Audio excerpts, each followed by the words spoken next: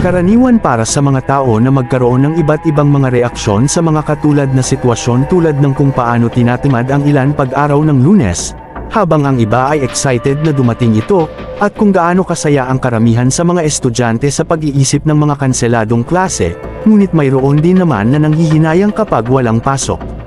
Gayunpaman ang pangamba na makikita sa mga tao kapag nakakarinig ng isang bagyo o isang malakas na anunsyo ng pag-ulan. Ang mga bahay, pananim, at mga plano, bukod sa iba pa, ay nanganganib na masira. Ang internet ay nanganganib mawala sa loob ng ilang araw, marahil kahit ilang linggo kung malubha ang pinsala.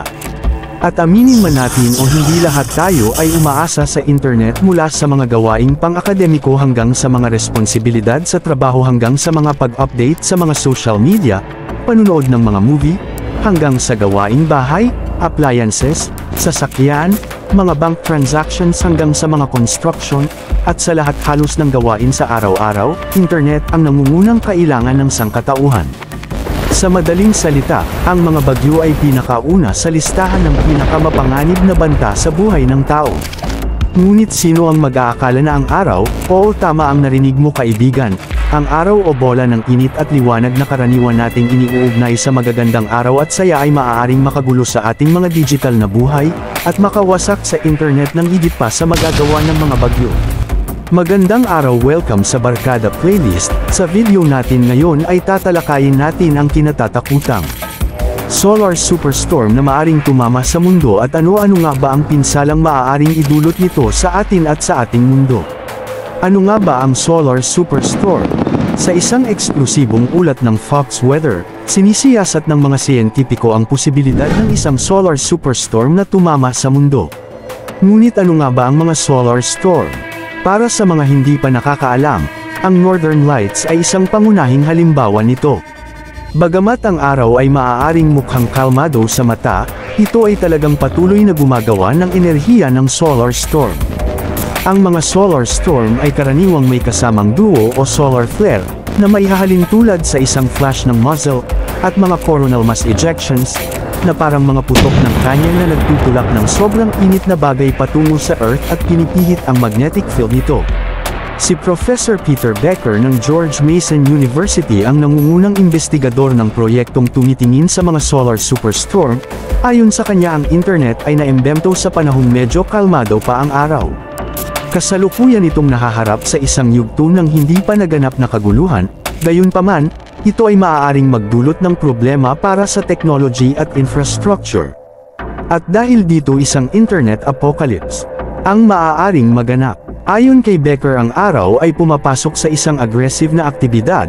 Ito ang unang pagkakataon sa kasaysayan ng tao na nagkaroon ng intersection ng tumaas na aktibidad ng solar sa ating pandaigdigang pag-asa sa ekonomiya na nakadepende ngayon sa internet.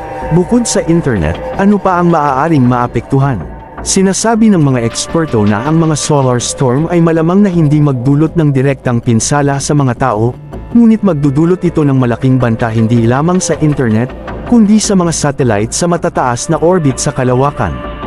Ang mga aparatong pangkomunikasyon, navigation system, radio transmitter, at ang power grid ay pinangangambahang masira sa pagtama ng solar superstorm, na maaaring humantong sa mga linggo hanggang 4 na buwang downtime ng system. Ayon kay Becker, tinatansya niya ang isang araw na pagkalugi sa ekonomiya na 10 hanggang 20 bilyong dolyar sa US pa lang. Iyan ay isang mabigat na suliranin at isang napakalaking banta sa ekonomiya ng buong mundo. Nangyari na rin dati ang ganitong phenomenon. Bagamat ito ay parang isang eksena sa science fiction movie, ang mga solar superstorm na tumatama sa Earth ay hindi naman isang bagong konsepto.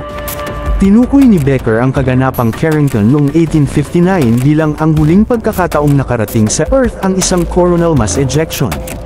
Sa panahon ng kaganapang ito, ang sistema ng telegraph ay lubhang naapektuhan, na may mga spark na literal na lumilipad sa mga linya ng telegraph. Nakuryente pa ang ilang operator dahil sa hindi inaasahang pagtaas ng boltahe. Alam nyo ba na noon, ang mga telegraph wire ay mas matibay kumpara sa mga electronic devices natin ngayon? Ang isa pang halimbawa ay ang malubhang solar storm na tumama sa Earth noong 2015. Sa kabutihang palad, walang naiulat na malaking pinsala. Ayon sa mga scientist, ang solar superstorm na tatama sa mundo ay ang isa sa pinakamalakas sa kasaysayan. Ang mga electronic switch, mga establishmento na puno ng mga high-tech at maselang electronics, mga smart devices ng mga gusali at mga tahanan, lahat ito ay maaaring masunog at magliyang. Mayroon bang anumang paraan upang maiwasan natin ang banta na ito?